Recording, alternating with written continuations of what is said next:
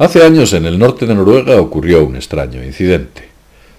Un objeto con forma de disco cayó sobre su manto helado. Aquellas tierras de nieve perpetua recibieron el impacto de un objeto volante no identificado.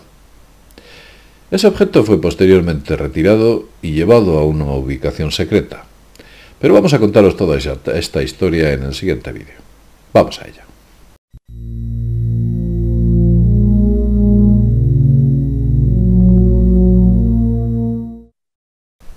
Buenos días y bienvenidos a mundodesconocido.es. Efectivamente, fue hace ya muchos años, 1952. Un extraño objeto fue detectado al norte de Noruega, en el área de Spitsbergen. Allí es donde una escuadrilla de 7 aviones a reacción, de los primeros aviones que había a reacción, en la época de verano, al sobrevolar el área, tuvieron la oportunidad de ver este extraño disco. Ya había habido años antes donde un peculiar general, el general James Dolight, que trabajaba para la Shell Company, una compañía de hidrocarburos, estuvo trabajando en aquella zona intentando localizar unos objetos que se denominaban los cohetes fantasma. De hecho, lo hizo a petición de la propia Shell. Es curioso que dedicase a uno de sus hombres a investigar fenómenos extraños. Pero centrándonos en lo que ocurrió concretamente en esta zona del norte de Noruega, os diré que esa escuadrilla de 7 aviones tuvo la oportunidad de ver un extraño objeto que había impactado contra el suelo. Más concretamente fue uno de sus pilotos, el capitán aéreo Olaf Larsen, que es el que vio desde la altura a este peculiar aparato que tenía toda la pinta de haber impactado en esa zona. Lo primero que hizo aquella escuadrilla es comprobar cómo los sistemas que llevaban en los aviones empezaban a fallar o no a funcionar correctamente, como que hubiera una potencia o una potente electricidad estática. Las radios no funcionaban correctamente y después de observar el terreno se dieron cuenta, y como ya he dicho antes, el capitán Olaf Larsen, concretamente, de que había un gigantesco disco que había impactado sobre la superficie helada de aquel país. El disco, y según contaba Olaf, calculó que debía tener entre unos 40 y unos 50 metros de diámetro aproximadamente. Después de llegar a la base y explicar al comando central lo que habían tenido la oportunidad de ver, enviaron a unos pertrechos para efectuar una investigación más a fondo sobre la zona. Lo que encontraron fue que el objeto se había partido. Se podían ver, todo tipo de maquinaria en su interior y un montón de cables que se habían desperdigado por la zona y objetos del mismo. Parece ser que, y según cuentan estos expertos, lo que pudo trascender a la opinión pública es que aquel disco volador estaba funcionando por control remoto. Y el punto en el que habían aterrizado concretamente era Noldandar, en la zona de Spitsbergen, una zona muy concreta que allí existe. Dicen que estaba controlado remotamente, sencillamente porque no llevaba ningún tipo de tripulación en su interior. Nadie pilotaba aquella enorme aeronave. Tampoco parecían existir asientos o sistemas que dieran indicios a pensar, palancas, que la nave podía ser pilotada. El disco, que por supuesto era redondo, estaba construido de un compuesto desconocido. Ellos decían que se parecía al acero, pero que no era acero. Le denominaron el disco de plata. Algo peculiar que tenía este objeto es que a la disposición perimetral de él mismo, en el exterior, había predispuesto 46 cohetes a reacción, como que fueran los mecanismos de impulsión de la nave, o eso es lo que pensaron, que eran cohetes a reacción, y es así como los definieron. Estos reactores que se encontraban en el perímetro de la nave, el perímetro exterior, giraban en torno a una esfera que dentro de la nave central había. Ellos decían que era una esfera similar al plexiglas. Dentro de la nave, pese a no tener palancas, había una serie de instrumentos de medición que tenían inscritos palabras y nombres en ruso, en símbolos rusos.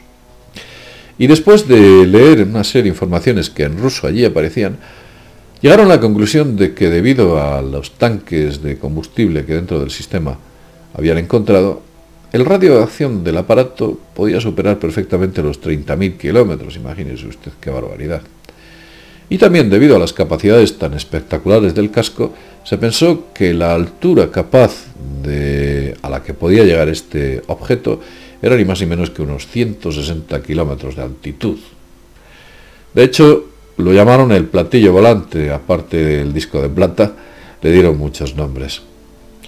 Había dentro del extraño núcleo central una radiación muy potente. Posteriormente se dieron cuenta de que esa radiación provenía de un reactor de plutonio que se encontraba en su interior, que emitía concretamente a 934 hercios con sondas que había lateralmente y que parecía que, digamos que era el sistema o el ingenio que tenían para desplazar a esta nave aéreamente, aparte de los tanques de combustible, una especie de mezcla extraña entre energía eléctrica o energía nuclear y energía convencional.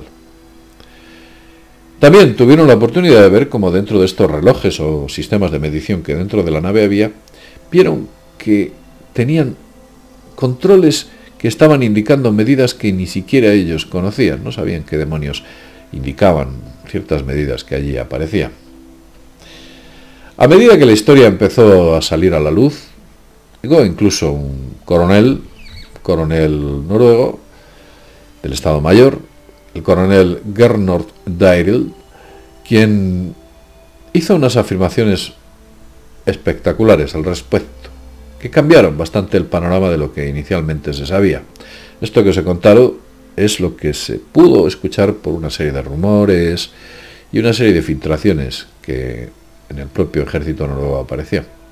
Pero este coronel, el coronel Gernot, dijo lo siguiente, dijo: el accidente de Spitsbergen fue muy enriquecedor. Es cierto que todavía nos enfrentamos a muchos enigmas, sin embargo estoy seguro que pronto podemos resolver qué es lo que ha ocurrido con estos restos que hemos encontrado en Spitsbergen.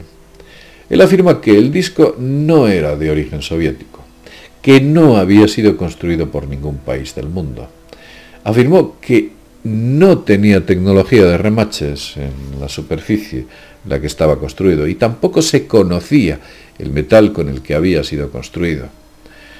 Habló de que la resistencia de ese metal podía ser enorme, y si bien es cierto, llegó a afirmar que quizás la energía que impulsaba aquella nave era energía nuclear, pero no lo pudo afirmar detenidamente. Tampoco entregó muchas más informaciones, porque posteriormente, o lo que se pudo saber, es que un barco, concretamente un barco norteamericano, un buque de guerra, fue el USS Alabama, quien fue enviado a aquella zona, es o fue el destinatario de los restos de aquel extraño accidente ovni. Así es lo que dicen, no así es lo que ocurrió. Digamos que el propio general Dolite, el hombre que trabajaba para la Shell, afirmó que este barco, el USS Alabama, se había llevado los restos que quedaban de él. El caso poco a poco se va volviendo muy extraño, porque las afirmaciones que posteriormente se hacen son todavía más imposibles de entender. Investigadores de la ufología privados de Noruega llegaron a obtener algunos datos adicionales. Decían que no solo no tenía remaches, sino que tampoco tenía ningún tipo de perno. Y se especulaba sobre que las fuerzas magnéticas eran las que hacían o permitían volar a ese objeto. En ningún caso existían esos reactores a los que se indicaron inicialmente. Fue una especie como de desinformación, como intentando desviar ese problema a un problema que venía de los rusos, cuando esto no era así. Decían que el material con el que se había construido aquella nave era mucho más ligero que el aluminio, pero muchísimo más duro que este y mucho más resistente al calor. También encontraron en el interior de esta nave un líquido muy extraño, semejante al agua, pero que era 3 veces más pesado de lo normal. También encontraron una radio, una extraña radio que, aparte de ser diminuta, no disponía de ningún tipo de antena. Incluso se encontraron compartimentos en los cuales había como una especie de pastillas de alimentación. Y no era cierto con que aquel objeto estaba controlado remotamente, no. En el interior encontraron 7 cuerpos quemados, imposibles de reconocer. Todos los cuerpos eran de jóvenes entre 25 y 30 años. Su altura era de aproximadamente unos 65 metros. Y algo que trascendió adicionalmente fue que la dentadura de aquellos jóvenes era perfecta. Perfecta.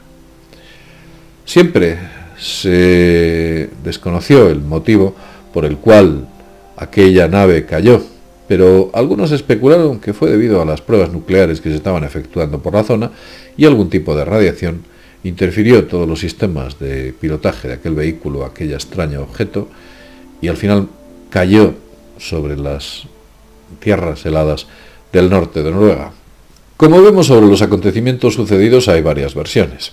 Cuando hay varias versiones quiere decir que algo sucedió allí realmente, pero se está cubriendo con una especie de manto de niebla para intentar discernir qué es lo que sucedió aquel día de verano en Noruega de 1952. ¿Un aparato de otro mundo? Posiblemente. ¿Un aparato de Rusia? Sospecho que no. ¿Finalmente fue llevado en un barco de guerra a los Estados Unidos? Es posible. Lo vamos a dejar en este punto. Espero que el vídeo os haya gustado. Y como siempre digo, animaos a escribiros o a haceros miembros de mundodesconocido.es. Hasta pronto.